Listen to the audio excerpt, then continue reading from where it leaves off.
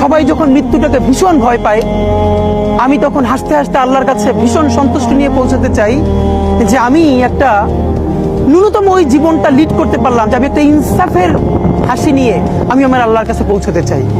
সুতরাং আগামী 50 বছর বাঁচলাম, কোনো ইম্প্যাক্ট তৈরি হলো না আমার দিয়ে, দেশের জন্য, রাষ্ট্রের জন্য, উম্মার জন্য, জাতির জন্য।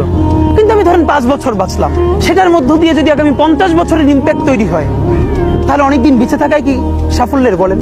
শহীদ প্রেসিডেন্ট জিয়াউর রহমান কয়টা দিন বেঁচেছেন, কিন্তু ভাবেন আজকে পর্যন্ত উনি আমার অনুপ্রেরণা। হাঁটতে হাঁটতে আমার পা ফুলে যায়। আমি, আমার টিম সেদিনকে ব্যাগের মধ্যে জুতো নিয়ে তারপরে একটা শপিং মলে ঘুরছিলাম, মানে পা ফুলে গেছে, পা জুতোয় ঢুকাতে পারছিলাম না। তো জিয়াউর রহমানের একটা ওনার গল্প মনে পড়ছিল, যিনি মাইলকে মাইল যখন হাঁটতেন, ওনার সাথে স্টাফদের পা ফুলে যেত, কিন্তু ওনার তো আর্মি ট্রেনিং আছে। তখন তাকে বলতো, স্যার আপনার তো আর্মি ট্রেনিং, আমরা তো আর পারি না। এই জন্য ওনাকে মানুষ রাখাল রাজা বলতো।